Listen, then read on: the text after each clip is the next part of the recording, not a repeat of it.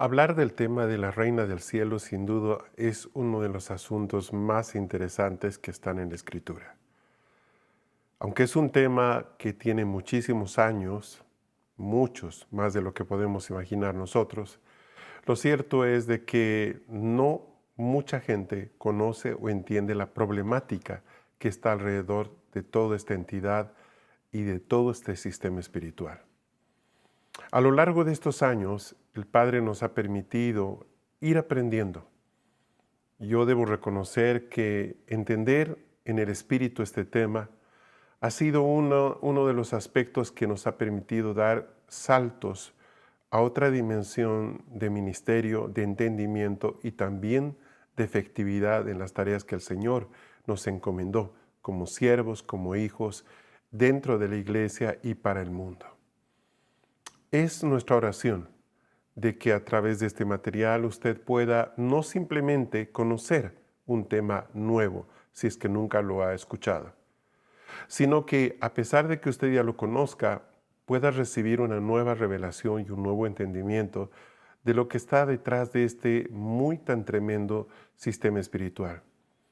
Ha sido tan efectivo que ha logrado sobrevivir muchos años. Y a pesar de que en la Escritura hay tantas referencias a cómo opera, a pesar de eso la gente ha sido engañada. Muchas veces ni siquiera se da cuenta que está bajo la acción de este espíritu y confunde muchas veces el ataque con síntomas normales en la vida y el crecimiento del creyente. Le pido al Señor que a través de estos 4 módulos que vamos a revisar estos días, usted pueda no solamente entender esto, sino que también, y por encima de todo, pueda ser libre de la acción de este sistema espiritual y poder ser mucho más fértil en los propósitos que Dios tiene en su vida. Bienvenido a este tiempo. Estamos muy agradecidos al Señor porque usted pueda ser parte de esta cita. Empecemos orando. Padre, queremos entregarte a ti este tiempo, reconociendo que en tu buena voluntad tú has preparado, Señor, todos los detalles y aspectos para que podamos ser sumergidos en una comprensión que venga desde tu Espíritu Santo y que nos ayude a desenmascarar todo este sistema espiritual que tiene bajo engaño a tanta gente. Señor, tú has venido a liberar y has venido a abrir las puertas de los que están en la cárcel. Oramos de manera especial por aquellos que están en la cárcel y ni siquiera se han dado cuenta de ello. Oramos pidiendo que tú puedas, Señor, ministrar sobre cada persona, no solamente una revelación fresca respecto a este asunto, sino también una comprensión de la autoridad que tienen como hijos de Dios para confrontar esto.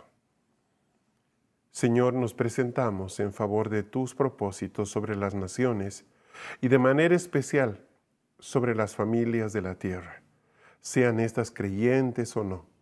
Sabemos que en tu corazón tú siempre tienes pensamientos de bien y de paz para todos. Padre, en el nombre de Jesús, pedimos tu guía, pedimos tu luz, pedimos la certeza que viene de tu Espíritu Santo y te pedimos la sabiduría para poder enfrentar esto y ser libres como a ti te place que tus hijos de Dios vivan. Que sean libres, que puedan crecer, que puedan avanzar en todo lo que tú has preparado desde antes de la fundación del mundo para cada uno de nosotros. Gracias, Padre.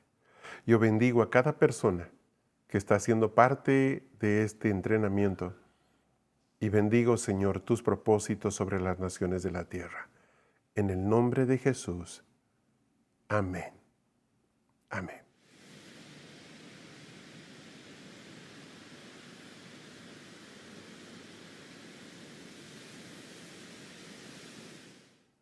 Abordar este tema requiere que nosotros vayamos bastante atrás.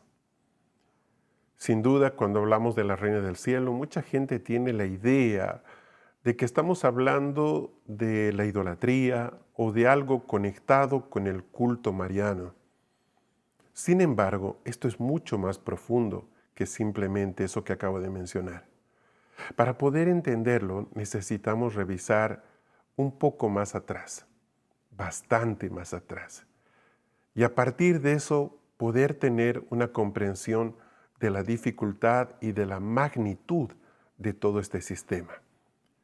Quiero invitarlos a que sean parte de este viaje. Sé que lo van a disfrutar.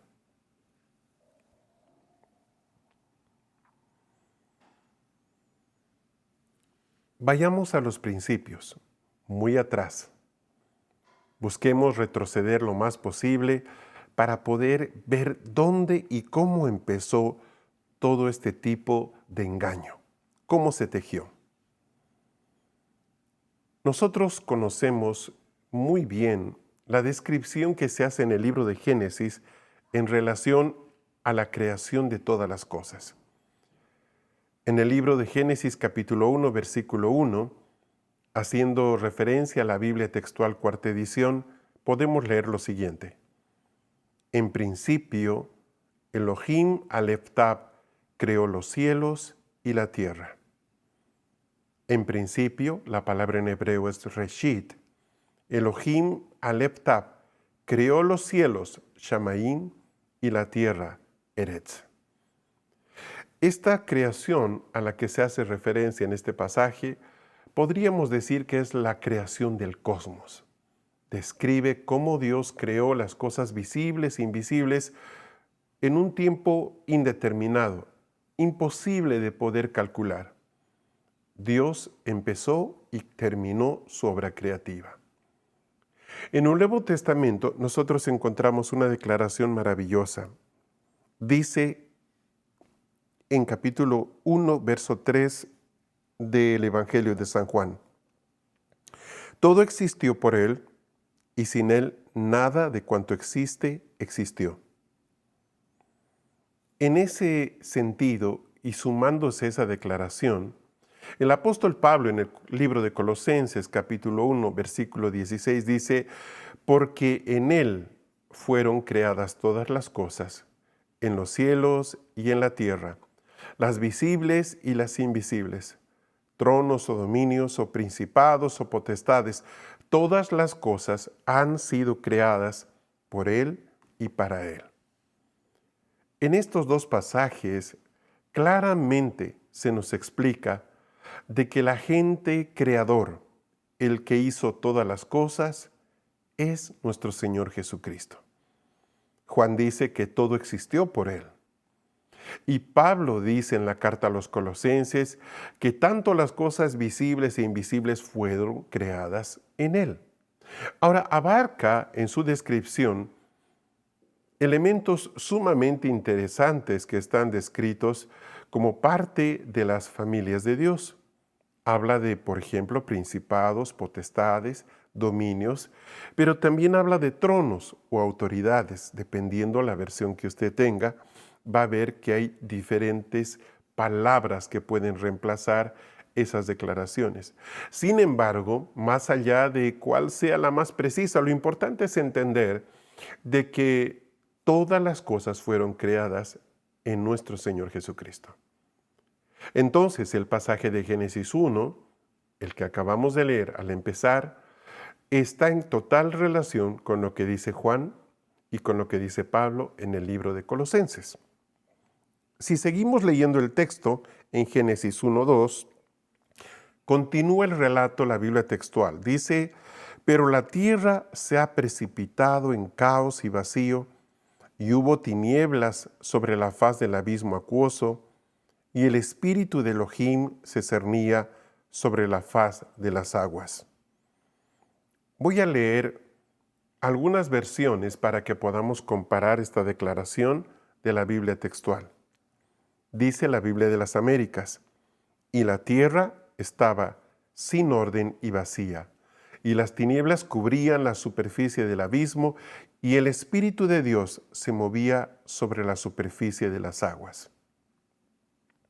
Dice la Biblia Septuaginta, pero la tierra estaba desierta e informe, y tinieblas sobre la faz del abismo, y el Espíritu de Dios flotando sobre la faz de las aguas. Por último, La Nueva Biblia de Jerusalén dice, la tierra era caos y confusión, y oscuridad por encima del abismo, y un viento de Dios aleteaba por encima de las aguas. En cada una de estas versiones se escogen palabras sumamente descriptivas. La textual nos habla de caos y vacío, pero también nos habla de tinieblas y de un abismo de agua, abismo acuoso. La Biblia de las Américas reemplaza caos por sin orden. La Biblia Septuaginta dice desierta y la Biblia de Jerusalén dice caos. Luego se habla de vacío, la otra versión dice informe, desierto, y la otra dice confusión. Ahora, la pregunta que uno se hace al leer este pasaje es cómo, si Dios acaba de crear todas las cosas en el versículo 1, éstas puedan estar en tal condición: caos, desorden, desierto, oscuridad. Y al Espíritu de Dios que se mueve sobre las aguas, pero sin posarse en ellas. ¿Qué pasó? ¿Qué pasó entre el versículo 1 y el versículo 2? ¿Qué nos dice la Biblia que pasó? En el libro de Isaías, en el capítulo 45, versículo 18, hay una muy tremenda declaración que hace el profeta. Así dice Jehová que creó los cielos. Él es Ha Elohim, que formó la tierra, la hizo y la estableció. No la creó para que fuera un caos, la formó para que estuviera habitada. Yo, Jehová, y no hay ningún otro. Claramente, en este pasaje podemos ver que Dios no creó la tierra para que ésta quede convertida en algo caótico. Es enfático el profeta Isaías cuando dice, así dice el Señor, yo no he creado la tierra para que esté vacía, no la he creado para que esté en desorden o en confusión. Entonces no hay forma de pensar de que Dios mismo quiso que la tierra quedara tal como describe el versículo 2 del libro de Génesis. Definitivamente no. ¿Qué pasó? Bueno, para poder entender qué pasó, necesitamos darnos cuenta que la Biblia no está describiendo las cosas en orden cronológico normalmente. De hecho, la manera en que están colocados los libros no responden en rigor a que este libro es antes histórica o cronológicamente del siguiente. Hay algunos de los cuales directamente no sabemos cuándo o en qué oportunidad se escribió. En otros casos hay libros que están más o menos al mismo tiempo relatando cosas en aspectos diferentes. Unos, por ejemplo, tenemos un Jeremías que está describiendo lo que está pasando con el pueblo de Dios en Egipto y al mismo tiempo podemos tener a un Daniel viviendo en Babilonia. Ahora, ambos comparten más o menos la misma franja de tiempo, pero están en dos lugares diferentes, por lo que su relato es sumamente interesante cuando se complementan. Lo propio pasa con el versículo 1 del capítulo 1 de Génesis. Sí nos habla de una creación del cosmos, como dijimos. Pero el versículo 2 no significa que eso que está describiendo aconteció exactamente después del versículo 1. En realidad pasó muchísimo tiempo entre el versículo 1 y el versículo 2. ¿Cuánto tiempo? Bueno, en ese momento de la historia todavía no tenemos un registro cronológico porque no tenemos la creación del sol y de la luna, que de acuerdo a la característica que aparece en el día cuarto, son ellos los que van a darnos el concepto de tiempo, los que van a marcar las estaciones. Entonces, hay un tiempo indeterminado en cuanto a su extensión que abarca del versículo 1 hasta por lo menos el día cuarto. Todo esto en el capítulo 1. ¿Y dónde están las cosas que pasaron antes, si es que pasaron cosas, o cosas que pasaron entre el día o el verso 1 y el verso 2? Bueno, vamos a tocar algunos de esos versículos precisamente para que todos ustedes puedan tener una comprensión más o menos cercana a los tiempos bíblicos, al manejo del tiempo que tenemos en el relato bíblico. No vamos a poder abarcar todo en extensión en apenas estos 4 días, pero sí tendremos una aproximación. Podríamos decir, sin temor a equivocarnos, que las cosas que van pasando correctamente enumeradas en un orden, no vamos a decir cronológico, pero sí en un orden de aparición, serían más o menos las siguientes. Primero, hay un tiempo indeterminado, que podríamos decir o llamar como lo increado. Un tiempo sin tiempo, un espacio en el cual es imposible que nosotros tengamos una aproximación a su duración, o al menos comprendamos de cerca todo lo que pasó en ese espacio. Luego tenemos la creación de las luminarias. Y aquí no estoy hablando ni del sol, ni de la luna, ni de las estrellas. Estoy hablando de las luminarias, unos seres espirituales que corresponden precisamente a este grupo, luminarias. Luego tenemos la creación de las familias celestiales que nosotros vemos a lo largo de la Escritura. ¿A qué nos referimos con familias celestiales? Por ejemplo, los querubines, los ángeles, estamos hablando de los serafines. Todas esas son familias celestiales, los seres vivientes que se describen en diferentes pasajes de la Escritura. Todos aparentemente son creados después de lo que son las luminarias. Por último, estaríamos hablando de Génesis 1:1, la creación del cosmos. Vean ustedes que aparece en nuestra escala como en el número 4.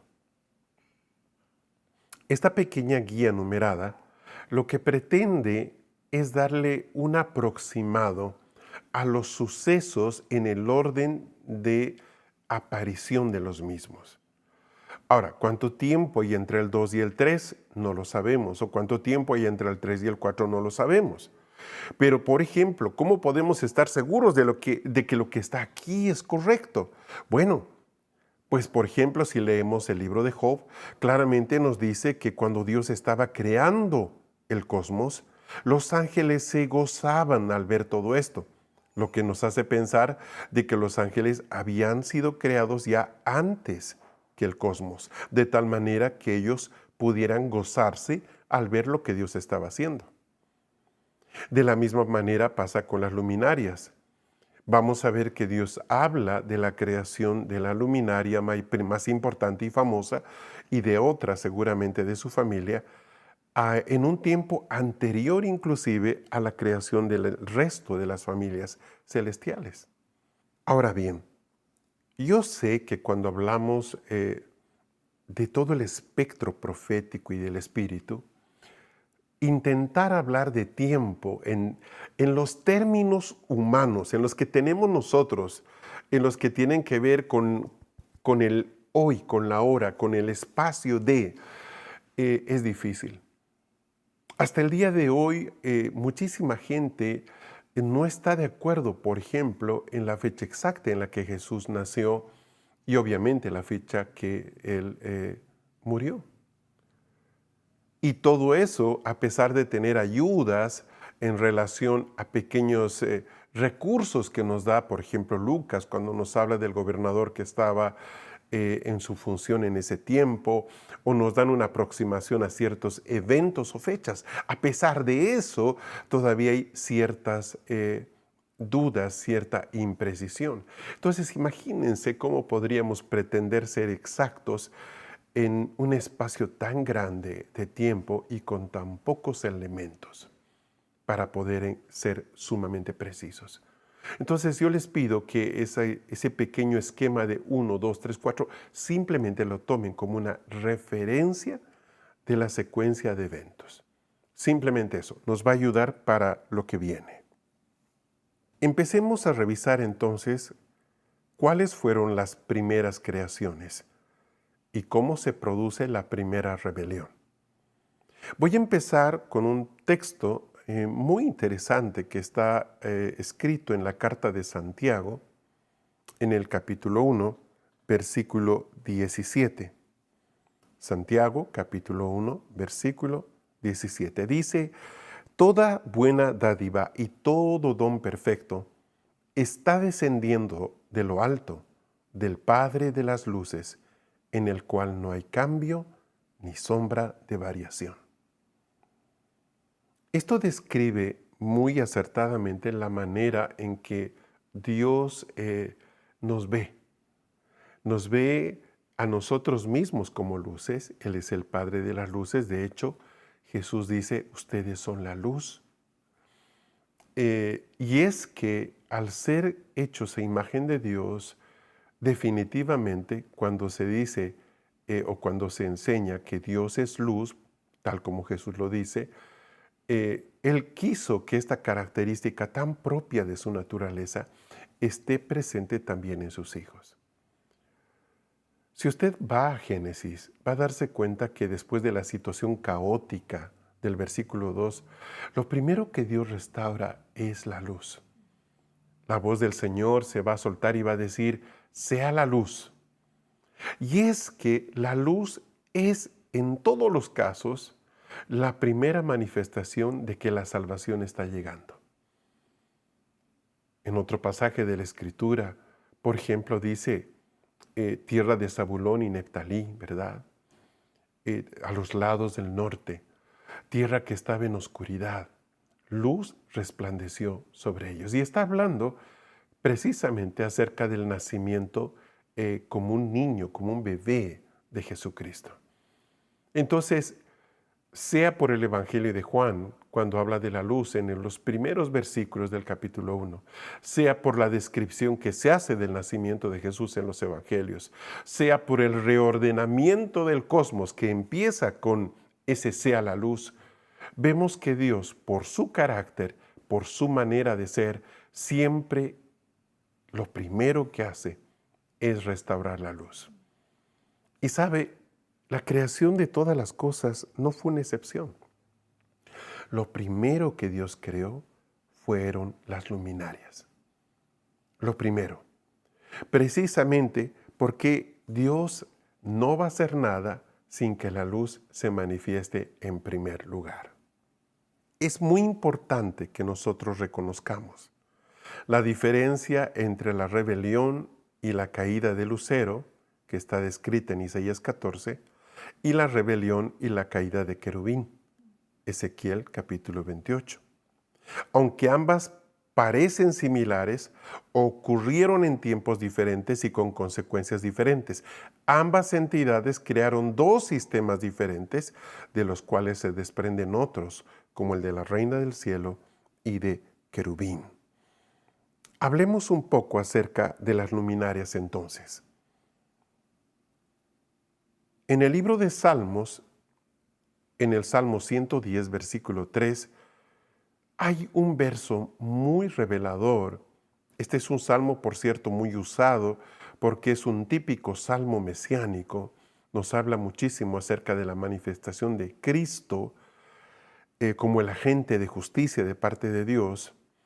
Pero en el versículo 3, y esto solamente en la Biblia textual y en algunas que consultan o que toman como referencia la Biblia Septuaginta o la Yuneman, dice algo pero muy interesante. Dice: tu pueblo se te ofrecerá voluntariamente en el día de tu poder, entre los resplandores de los santos. Desde el principio te engendré, antes que al lucero. Aquí está hablando al Padre, a Jesús. Si ustedes leen más arriba en el Salmo 110, van a ver que sin lugar a dudas le está hablando a Jesús.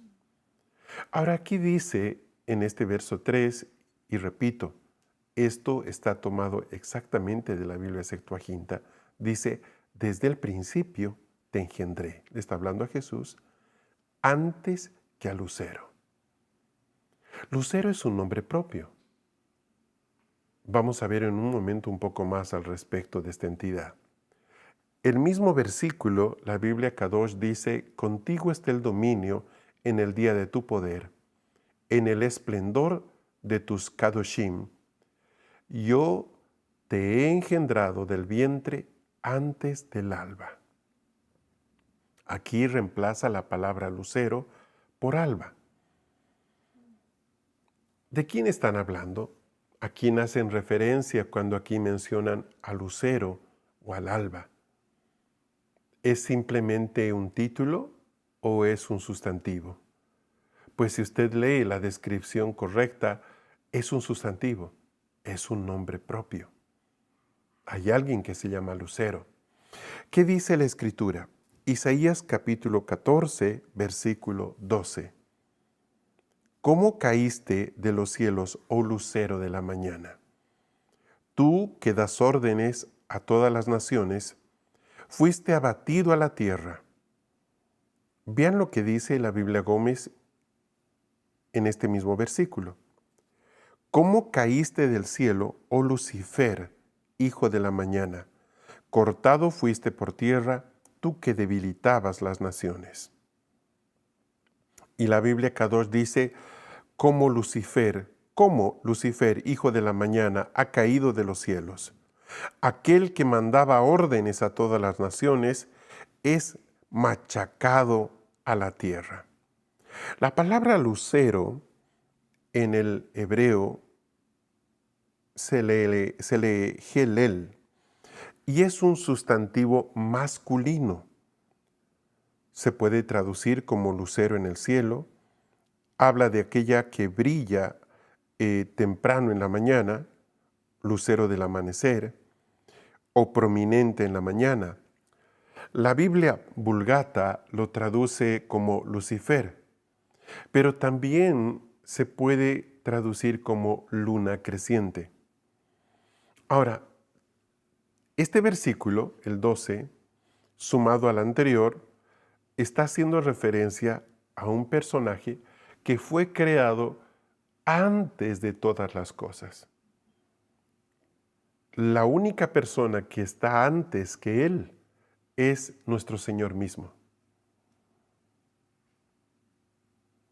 Entonces, ¿podríamos decir que este lucero es la primera creación de Dios? Sí, exactamente. Exactamente, es la primera creación de Dios.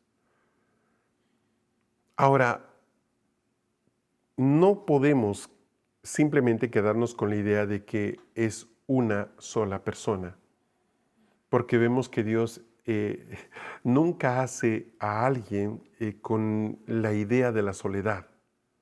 Siempre, y lo dice él en el libro de Génesis, también hablando de Adán, no es bueno que el hombre esté solo. Y van a ver ustedes que Jesús, cuando manda a los discípulos, los manda de a dos.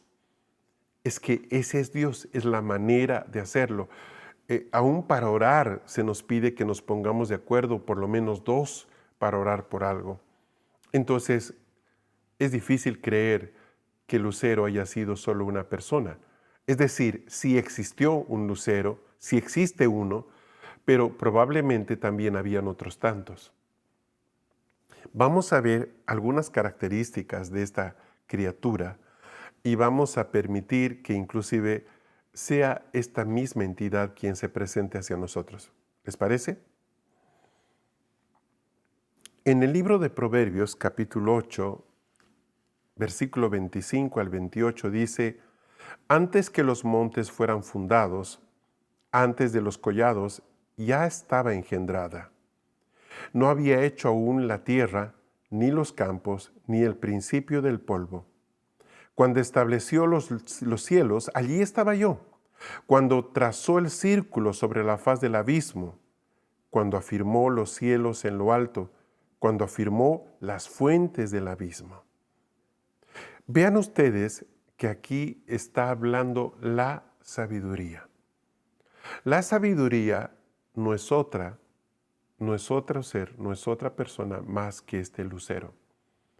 Las características que aquí ustedes pueden ver son precisamente la de una primera creación.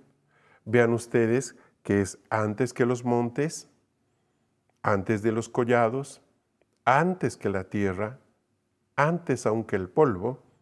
Esa es una clara referencia a la materia que Dios va a usar para crear al hombre. Entonces está implícitamente diciéndonos aún antes que el hombre fuera creado. Dice, cuando estableció los cielos, allí estaba yo. Es decir, esta entidad estaba aún antes de que Dios creara el Shamaín, los cielos. Antes de que trazara el círculo sobre la faz del abismo. Esto es cuando Dios ponga límites a ese caos del versículo 2 de Génesis 1. Cuando Él afirmó los cielos en lo alto, eso tiene que ver con la separación que se produce a partir del versículo 3 y 4 en Génesis 1, cuando Él afirma las fuentes del abismo, esas fuentes que se van a romper cuando venga el diluvio. Antes que todo eso, esta entidad ya estaba presente. En el versículo 30, en la primera parte, Proverbios 8:30, dice, yo estaba junto a Él, junto a Dios, como arquitecto. En el versículo 22 dice, Jehová me poseía en el principio, ya de antiguo, antes de sus obras. La palabra para antes es ketma, antigüedad, pero también tiene que ver con eterno, con el lado oriental o hacia el oriente, desde el principio, desde el siglo, desde el sureste, desde tiempos antiguos, desde los umbrales del tiempo. Vean que aquí la sabiduría dice, yo estaba junto a Él, junto a Dios, como arquitecto. Ahora bien, esta misma luminaria, este lucero, va a caer. Se levanta contra Dios y su juicio es por lo menos uno de los más relatados o explicados en el libro del profeta Isaías. Está muy bien detallado todo lo que pasó con este juicio que viene contra esta luminaria. Veamos que dice Isaías 14 del verso 12 para adelante. Dice, ¿cómo caíste de los cielos, oh lucero de la mañana? Tú que das órdenes a todas las naciones, fuiste abatido a la tierra. Tú que a causa del acto traidor dijiste dentro de ti, subiré a los cielos, junto a las estrellas de Dios haré levantar mi trono y me sentaré en el monte de la asamblea. Subiré sobre las altas nubes, en el flanco norte, y me haré semejante al león. Ciertamente al Seol está siendo abajado hasta el flanco de la fosa. En este pasaje, Isaías nos explica las razones por las cuales Dios echa esta entidad del lugar donde Él la había puesto. Dice aquí en el versículo 13 que Él intentó traicionar a Dios. Él intentó subir a los cielos y establecerse junto a las estrellas de Dios. Entendamos estrellas como ángeles. Él hizo levantar su trono, quería levantar su trono más bien en ese lugar. Quería sentarse en el monte de la asamblea, en ese lugar donde Dios delibera con su corte todo lo que sucede en el cosmos. Él había dicho, subiré sobre las altas nubes, en el flanco norte, y quizás lo peor y lo más terrible de todo esto, me haré semejante al león. Claramente se ve cómo se torció el corazón del lucero, de esta luminaria, y lo que provocó pues no fue otra cosa que ser echado de ese lugar de privilegio que Dios le había dado. Claramente podemos ver en este pasaje de Isaías 14, que se lo llama el lucero de la mañana. Entiéndase bien de que en ese tiempo no había todavía mañana o tarde. Eso va a aparecer en Génesis 1. Cuando dice aquí el lucero de la mañana, debería traducirse lucero del alba. Y alba significa los albores de la creación. Es decir, cuando Dios empezó a crear todas las cosas. Está hablando de ese tiempo sin tiempo donde Dios empezó a crear todas las cosas.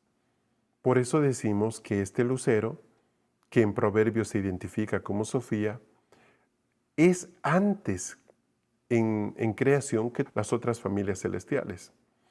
También dice en otra versión, o en el verso 11, perdón, el estruendo de tus salterios hace referencia a que había sonido, habían instrumentos.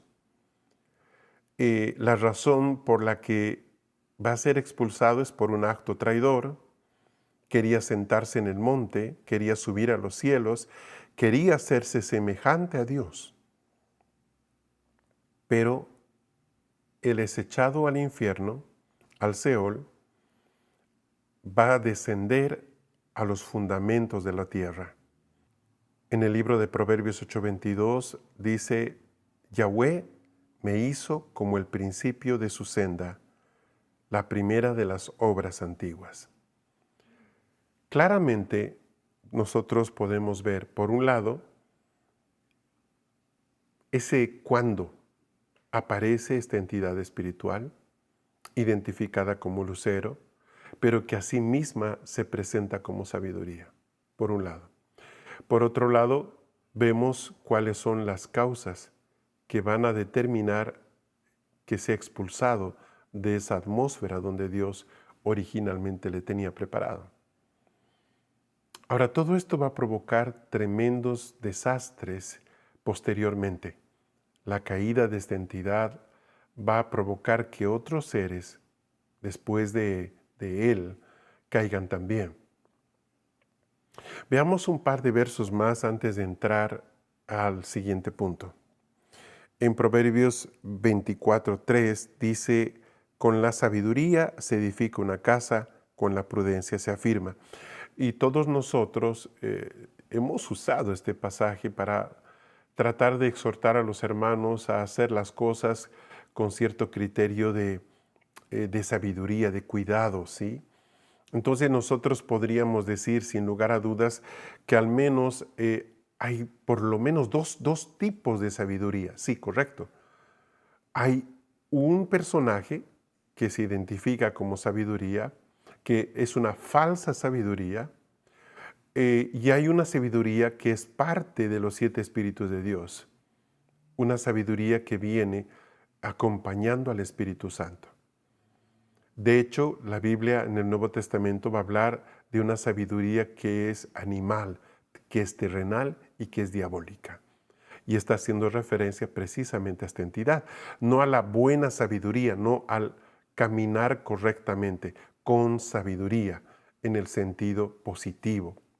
En el mismo libro de Proverbios, en el capítulo 9, versículo 1 dice, la sabiduría edificó su casa, labró sus 7 columnas. Bueno, después de que la sabiduría es echada, vemos que el propósito de Dios era que ésta ayudara a edificar una casa.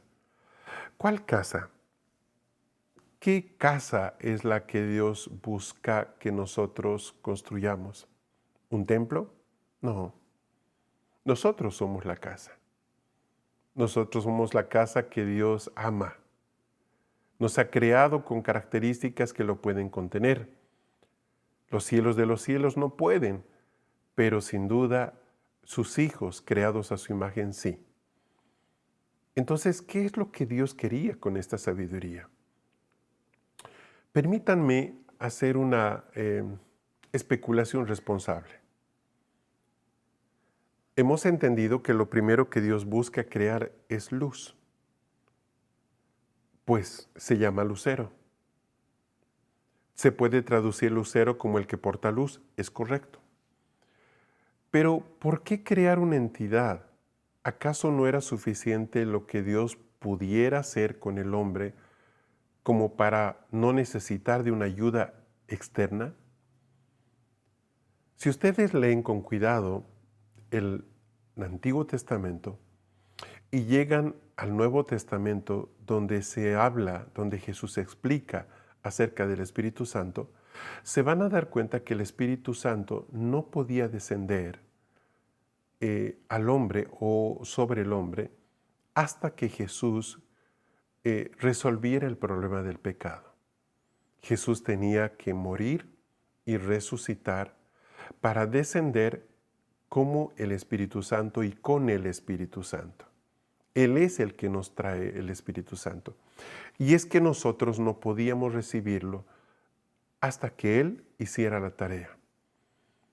Entonces, la especulación responsable que podemos hacer es de que en tanto que el Espíritu Santo no pueda venir al hombre, la sabiduría iba a ayudar al hombre para que éste pueda conservarse como una casa santa para Dios.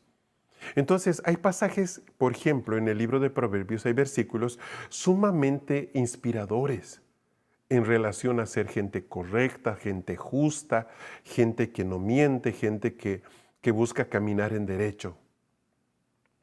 Hay algunas partes de Proverbios que sin duda son maravillosas, pero hay otras partes que difícilmente podríamos aceptar que Dios las inspiró.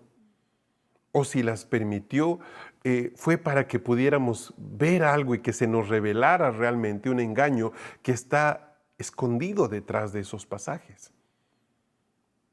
Entonces, es posible que Dios haya creado esta sabiduría, esta primera luminaria, para que ayudara al hombre a conservarse y edificarse para Dios hasta que llegue el momento que el Espíritu Santo descienda sobre él y ya no sea necesaria ninguna otra sabiduría. Yo creo que sí. Yo creo que sí. Yo creo que de hecho esa fue la razón por la que Dios creó a la sabiduría. Pero ¿qué hizo la sabiduría? ¿Realmente se esforzó en tratar de hacer una casa para Dios? No, no lo hizo. Se reveló, como describimos en ese pasaje de Isaías 14, pero hubo algo más. Sí, hubo en todo este proceso una descripción que en el mismo libro de Proverbios se nos dice de que hay evidencias de que labró sus propias columnas, de que mató sus propias víctimas, de que derramó su propio vino. Y todo esto no es nada más ni nada menos que una señal inequívoca de que la sabiduría no solamente había traicionado a Dios, sino que ahora estaba traicionando al hombre. En lugar de edificar una casa para Dios, va a edificarse su casa, su propia casa. ¿Qué necesidad tenía de matar víctimas? ¿La sabiduría matando víctimas? ¿Usted cree que ese relato corresponde con la sabiduría de Dios? ¿Matar sus víctimas? ¿Labrar sus 7 columnas? ¿Cuáles son las 7 columnas? ¿De qué columnas habla? Derramó su vino. ¿Pero acaso el vino no es lo que Dios va a usar para hacer una señal de pacto con nosotros? ¿No es que el vino está conectado con algo tan profético, hablando de la vid y hablando de lo que es Cristo mismo? ¿Esa sabiduría está describiendo a la correcta sabiduría o a esta entidad que se llama lucero? Sin duda yo creo que está describiendo esta entidad. Y obviamente Dios va a juzgar esta entidad, lo va a hacer no solamente en ese tiempo en el cual ésta se levanta contra Dios y trata de tomar el trono de Dios, sino que a lo largo del tiempo también va a juzgarla. Hay un pasaje que yo no puedo dejar de comentar en este momento y tiene que ver con Salomón.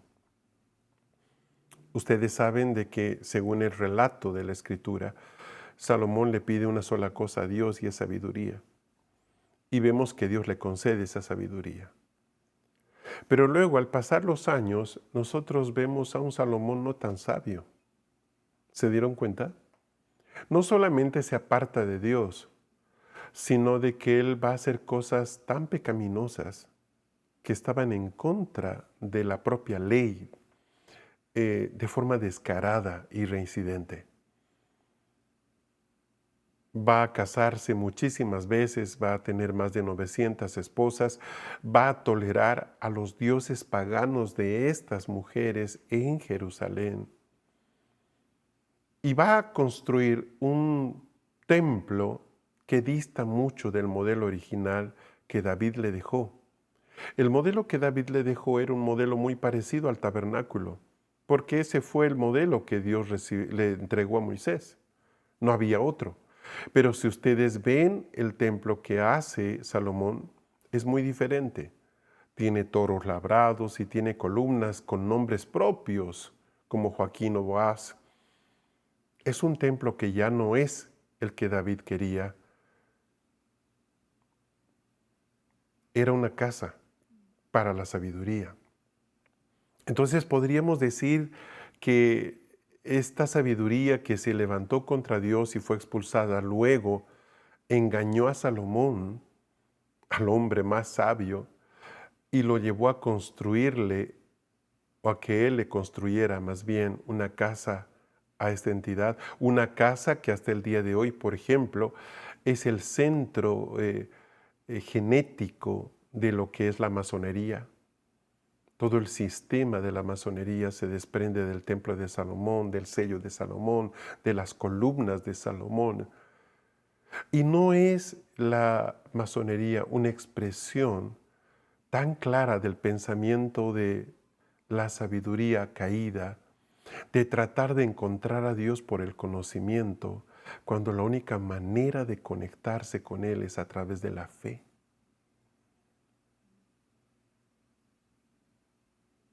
Entonces, sin duda, se puede ver que hay una acción directa de esta entidad a lo largo del tiempo. Su intención ha sido torcer el corazón del hombre, pero no detrás de cosas depravadas, como los vicios o los pecados morales, sino detrás de la filosofía, detrás de las artes, detrás de todas esas disciplinas que están, si usted quiere, debajo de la cobertura de las famosas musas griegas.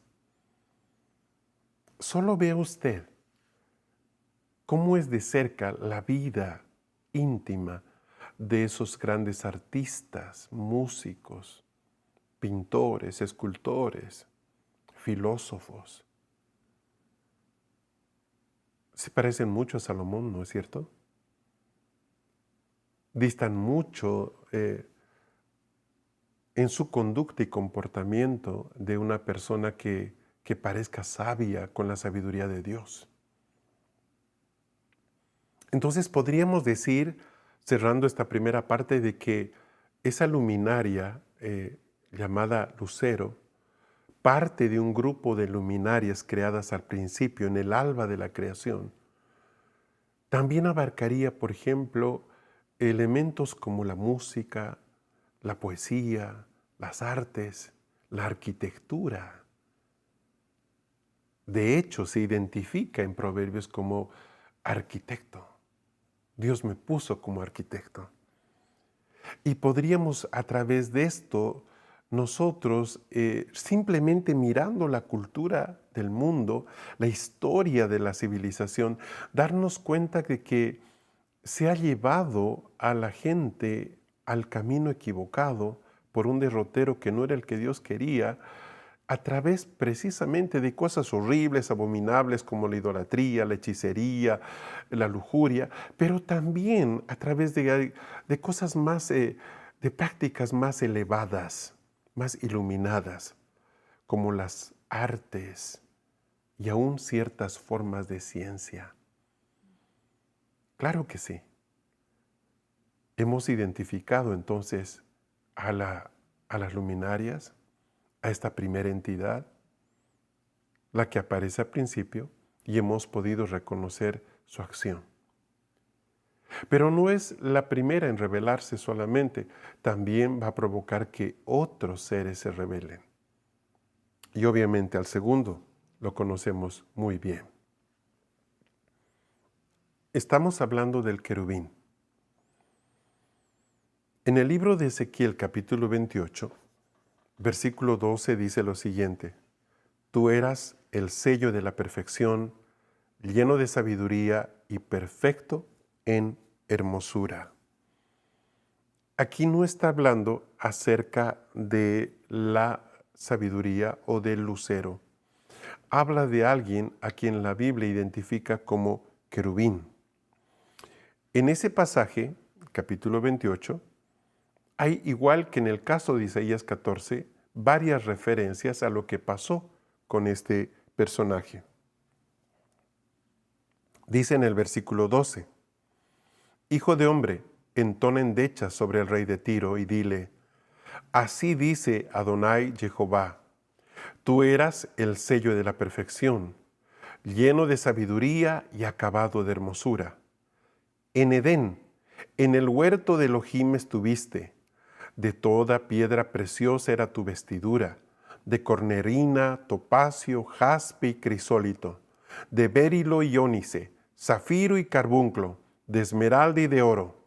Los primores de tus panderos y flautas estuvieron preparados para ti en el día de tu creación. Versículo 14. Tú, querubín ungido, protector, yo que te constituí para esto, en el santo monte de Elohim estuviste, en medio de las piedras de fuego te paseabas. Versículo 15.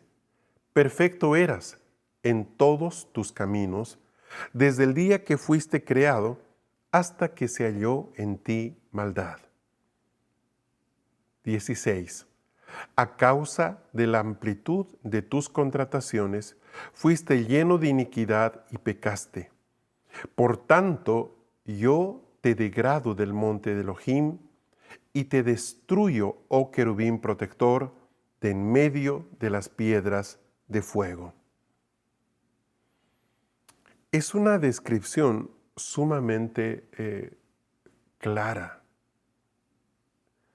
Podemos ver de que esta entidad, a quien llama querubín, tenía piedras en su forma, es decir, había sido tomado de piedras preciosas.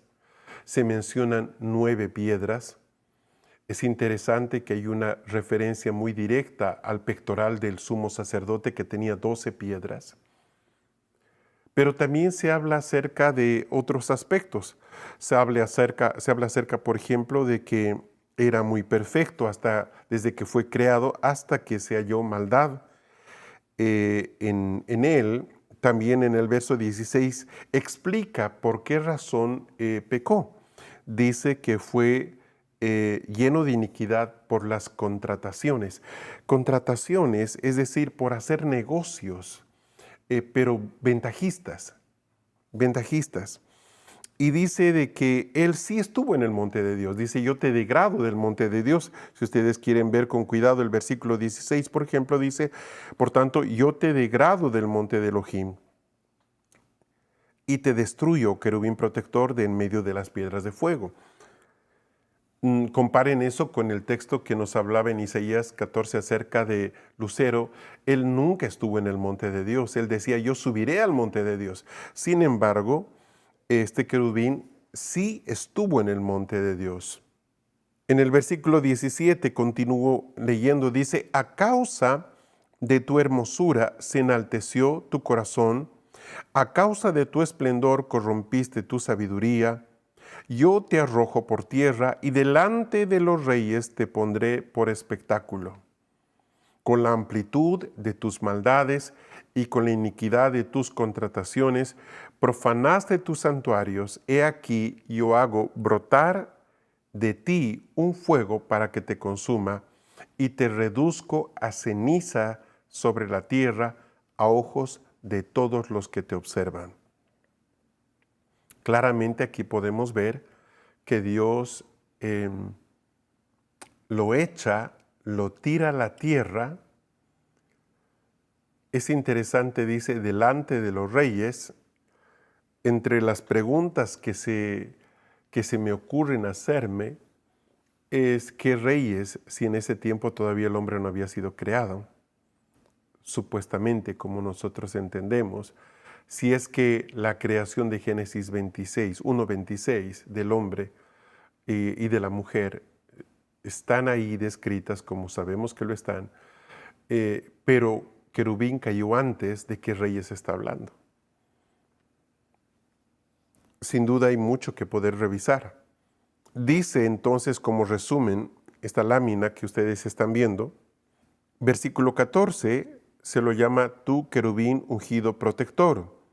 También se le dice en esa palabra protector, más que proteger en el hebreo, dice de alas desplegadas.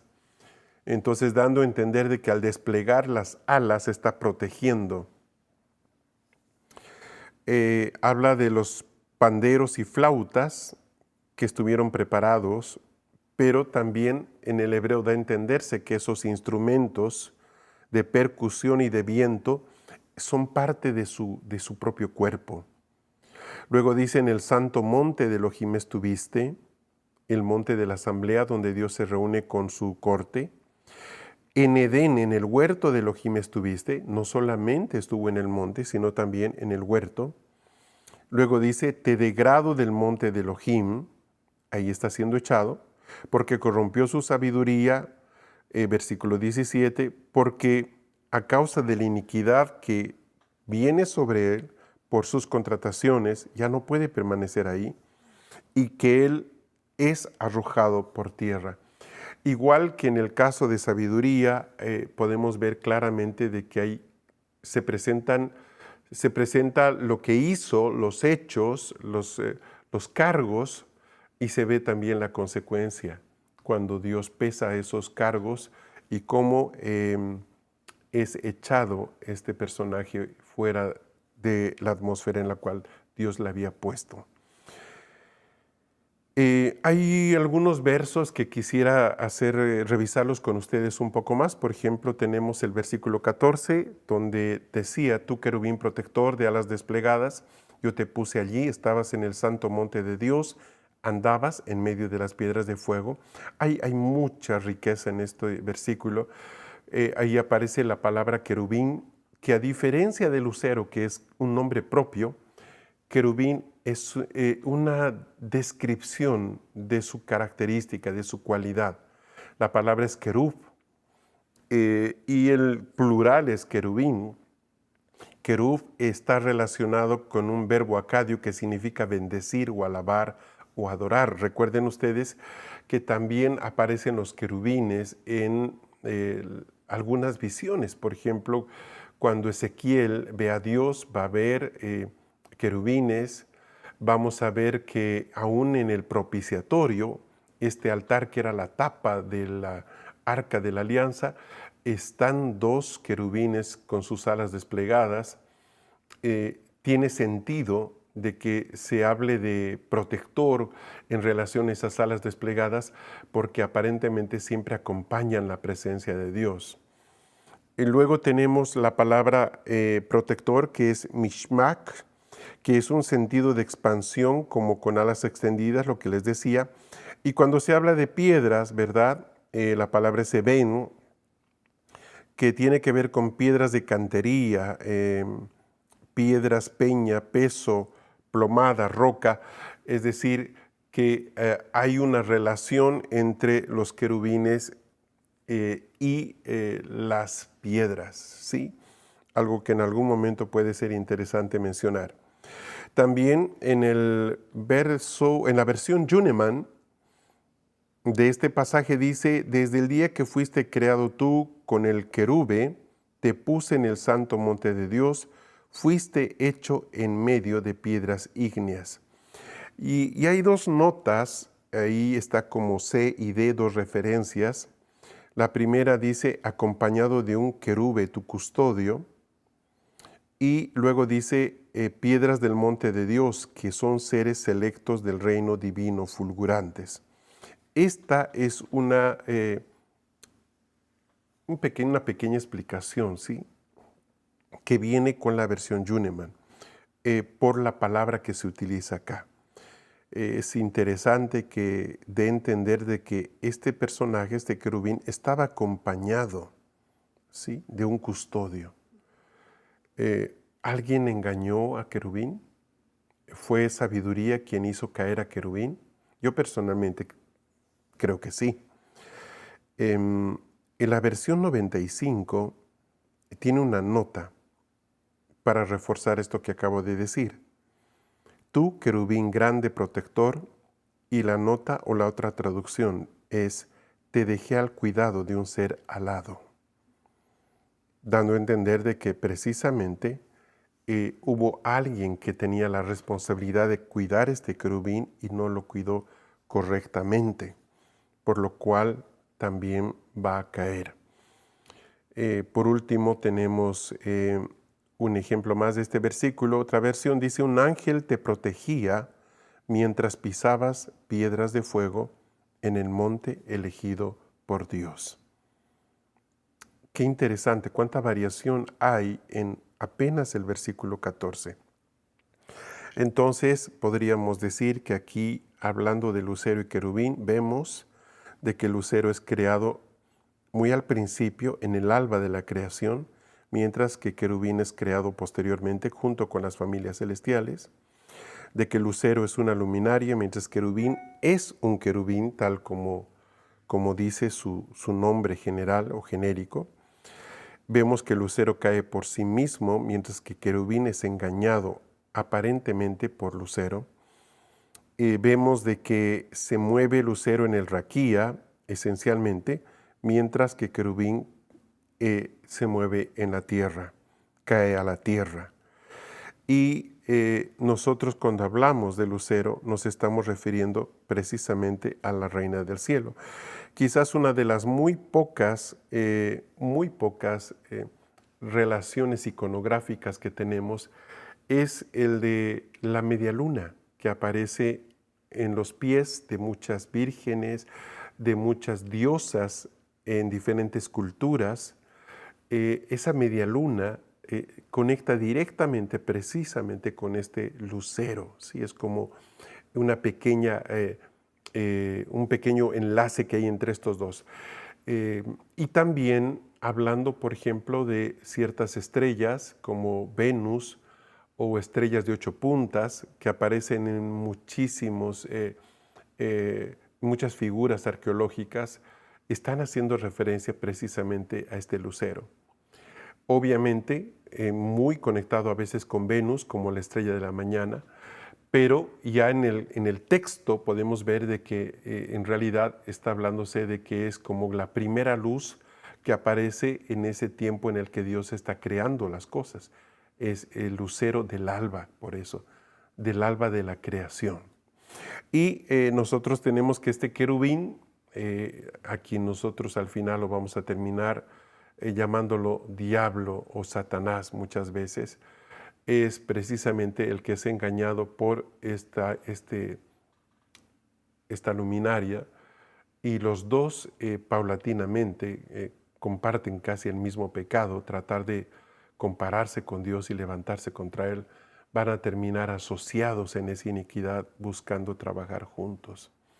Entonces, sí es importante poder reconocer que estamos hablando de dos entidades diferentes. Normalmente cuando uno lee Isaías 14 y Ezequiel 28 piensan que están hablando los dos de un solo personaje, del diablo.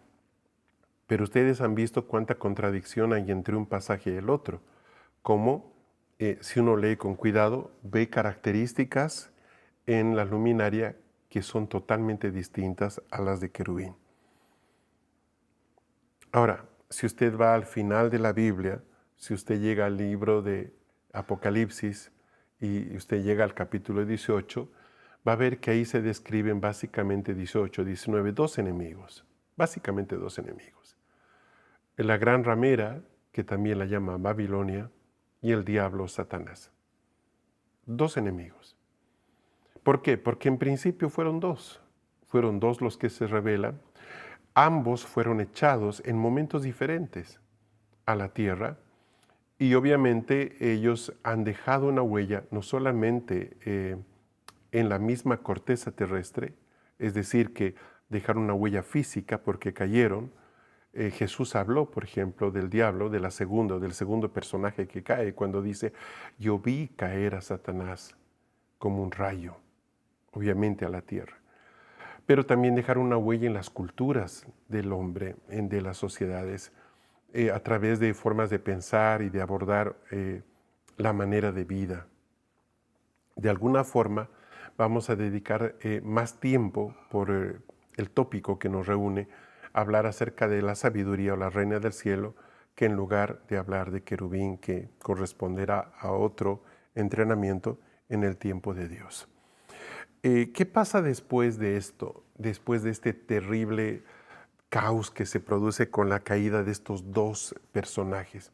Sabemos por otros pasajes de que, por ejemplo, cuando cae el diablo, querubín, no cae solo, cae con muchos ángeles. Es decir, no va a ser una acción solo de un personaje, son muchos los que se levantan y muchos los que van a intentar pararse contra Dios, definitivamente. ¿Cómo queda todo? Bueno, Génesis 1:2. Queda todo en caos, desorden, desolación, destrucción. Esa es la forma en que queda después de estas dos caídas. Hay un par de pasajes que quisiera revisar con ustedes para poder poner en orden esto y que se den cuenta lo claro que es el relato, distinguiendo lo que es la creación, por un lado, ese verso 1:1 de Génesis, y la restauración, que aparecería en el tercer versículo del mismo capítulo 1. ¿Le parece? Veamos estos versos. Cuando hablamos de la creación, obviamente, nos referimos a esa creación que se llama ex nihilo, ¿sí? De la nada, Génesis 1:1, donde dice, en principio Elohim Aleph Tav creó los cielos y la tierra. En relación directa, por ejemplo, con ese pasaje está Hebreos 1:2. ¿Qué dice Hebreos 1:2? En estos tiempos postreros, Dios nos habló por medio del Hijo, a quien constituyó heredero de todas las cosas y por el cual hizo también los siglos. Él creó todo. Sí, en el versículo 1, cuando dice creó los cielos, la palabra es bará, y bará significa hacer algo de la nada, de la nada. Pero hay otro proceso que no se debe confundir con la creación, que es la restauración. O también aparece la palabra fundación. ¿Sí? Cuando se habla, ¿dónde estabas tú? Dice el Señor, cuando yo fundaba los cielos, cuando yo fundaba la tierra. Bueno, cuando se habla de restauración o fundación, estamos hablando no de Génesis 1:1 ni de Hebreos 1:2, sino más bien de Génesis 2, verso 1, donde aparece esta restauración. Dice, y fueron ordenados los cielos y la tierra y todo su ejército. Claro, después de todo lo que pasa en el versículo 1:2, donde se habla del caos, el desorden, la oscuridad, era totalmente comprensible que en el capítulo 2 se mencione y fueron ordenados los cielos y la tierra y todo su ejército. La palabra ordenados literalmente en hebreo significa completados. Completados. Ahora, es también en Hebreos, esta vez en el capítulo 11, versículo 3, donde hay una referencia a este hecho de Génesis 2:1. Dice, por fe entendemos que los siglos fueron restaurados con un dicho de Dios para que las cosas que no se están viendo lleguen a ser visibles. Vean ustedes que aquí habla de restauración. La palabra en griego para restaurados o restauración es katertistai, y eso significa completar totalmente, reparar o ajustar, hacer apto, completar, constituir, perfeccionar, preparar, remendar, restaurar. ¿No tendría sentido que Dios apenas haya hecho todas las cosas tenga que restaurarlas? ¿No le parece? Si se habla de restauración es que hubo algo que pasó que amerite restaurar lo que quedó dañado, lo que quedó destruido. Entonces vean ustedes que tanto en Génesis, en el capítulo 1 y en el capítulo 2, se distingue entre lo que es la creación, 1:1, y la restauración, 2:1. Y también en el libro de Hebreos, cuando nosotros vemos, por ejemplo, en Hebreos 1:2, que habla que Dios creó todas las cosas en Cristo, pero luego en el capítulo 11 dice en el versículo 3, por la fe entendemos que los siglos, ¿sí?, fueron restaurados por una palabra. Y fue así, porque vean ustedes de que Dios dijo, sea la luz, y fue hecho. O sea, Dios todo lo que restaura, lo restaura hablando. Claramente podemos ver en estos pocos versos, y hay otros tantos, justamente esta diferencia entre lo que es la creación y la restauración que tiene que hacer Dios de todo el cosmos por la caída primero de Lucero y luego de Querubín. En el libro de Job 38 hay algunos versículos muy interesantes también, vamos a leer del 8 al 11. Dice, ¿quién encerró al mar con doble puerta cuando irrumpía saliéndose de su vientre materno? Cuando le puse nube por vestido y por envoltura densa tiniebla, cuando establecí sobre él mi límite, puse barra en sus puertas y le dije, hasta aquí llegarás y no pasarás, aquí se detendrá la soberbia de tus olas. Es un pasaje sumamente interesante y les dejo todavía la pantalla con el verso para que puedan pesarlo, para que puedan revisarlo. Recuerden que en el libro de Génesis 1:2 dice que todo estaba cubierto por agua, ¿recuerdan? Entonces dice, ¿quién cerró el mar con doble puerta? ¿Cómo así? Dice, cuando irrumpía saliéndose de su vientre materno. Y vean ustedes que la descripción que se hace del Espíritu, inclusive del Espíritu en el versículo 2 de Génesis, es como que el Espíritu sobrevolaba, y si uno lee la palabra en el hebreo, da a entender como gestando, ¿sí? Hay algo muy precioso que está escondido. Pero luego habla, dice en el verso 9, le puse por vestido una densa niebla. Y luego en el 10 dice, establecí sobre él mi límite. Y sí, vemos en la restauración que empieza en el versículo 3, cómo Dios va a hacer salir la tierra seca del agua, poniendo límite a las aguas, y cumpliendo lo que dice en el versículo 11, hasta aquí llegarás y no pasarás. Esa tremenda declaración. En el versículo, capítulo 26 del mismo libro de Job, y es que Job tiene tesoros tan preciosos, dice lo siguiente hablando de este incidente, versículo 5. ¿Serán dados a luz gigantes bajo las aguas con sus habitantes? Ante él el Seol está desnudo y el Abadón no tiene cubierta. Él, Dios, extendió el norte sobre el abismo y suspendió la tierra sobre la nada. Embolsa en sus nubes el agua y la nube no se rasga bajo ella. Encubre la faz de su trono, desplegando sobre él su nube. Todo esto es parte precisamente de esta restauración que Dios inicia con toda la creación. Vean que aquí se utilizan palabras que estaban mencionadas en el versículo 2 de Génesis, cuando se hablaba del abismo, por ejemplo, y otra vez las aguas, Y vean ustedes que Dios dice que embolsó las nubes, es decir, separó las aguas de arriba y separó las aguas de abajo, las aguas que marcan los límites para que la tierra pueda manifestarse.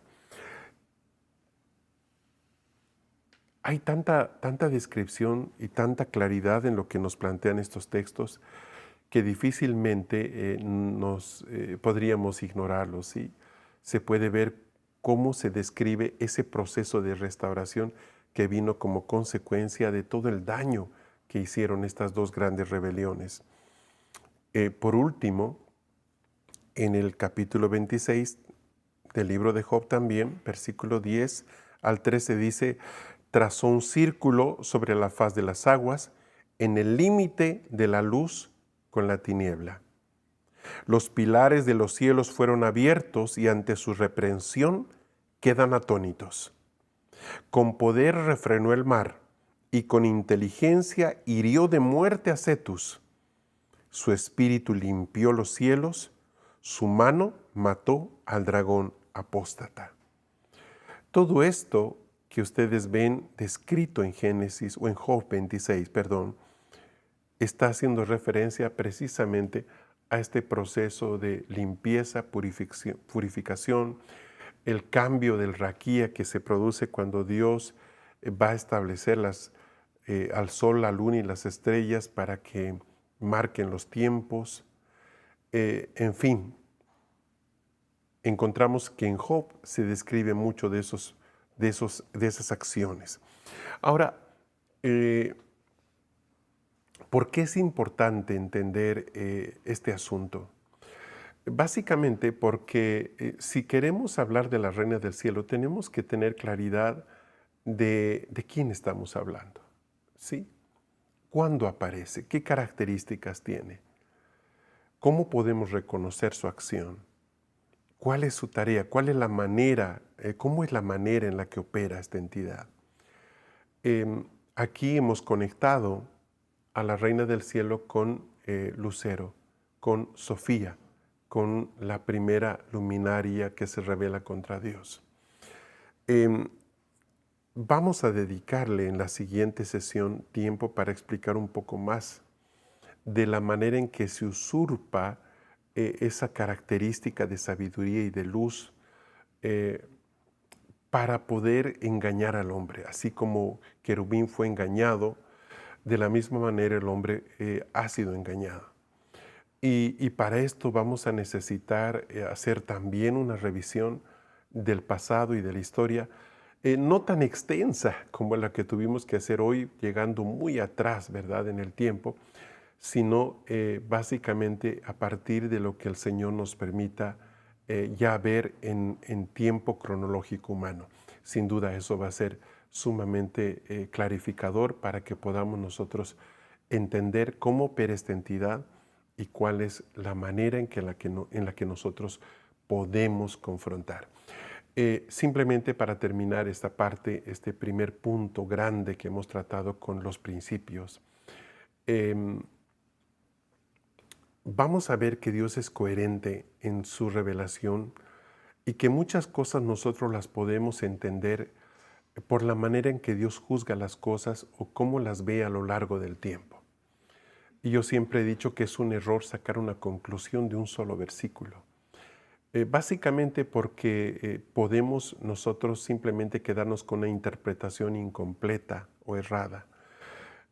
Por tal razón, la manera más sabia de abordar siempre el estudio de la palabra, especialmente cuando se tocan temas tan profundos y tan espinosos como los que estamos compartiendo, es buscar entender cómo Dios opera, pero también podemos entender cómo la tiniebla, cómo los enemigos de Dios operan.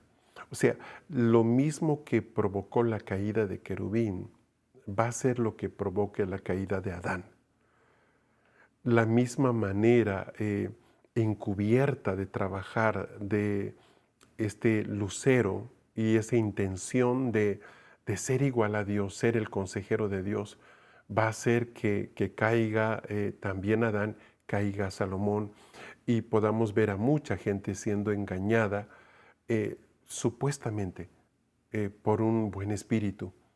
Entonces, esa recomendación de Dios de pesar los espíritus que está en el Nuevo Testamento es un constante permanente, es un llamado de atención para que constantemente nosotros estemos no solamente avanzando, sino que también juzgando las cosas correctamente, porque la posibilidad de ser engañados en algunos asuntos de nuestra vida diaria, cuando por ejemplo no tenemos un sí o un no claro en la palabra, sino tenemos un gris de por medio, es bien grande. Tenemos el privilegio hoy de tener acceso al Espíritu Santo. Y el Espíritu Santo es el que al final nos va a llevar a toda verdad.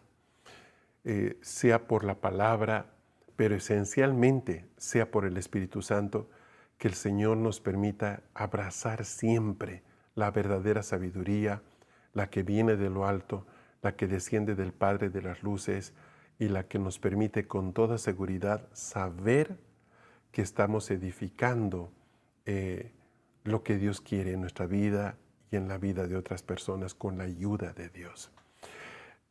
Oremos un momento.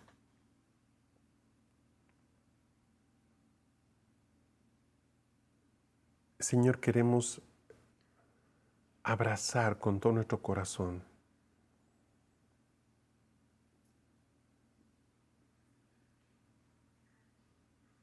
esa sabiduría que viene de tu presencia a través del Espíritu Santo.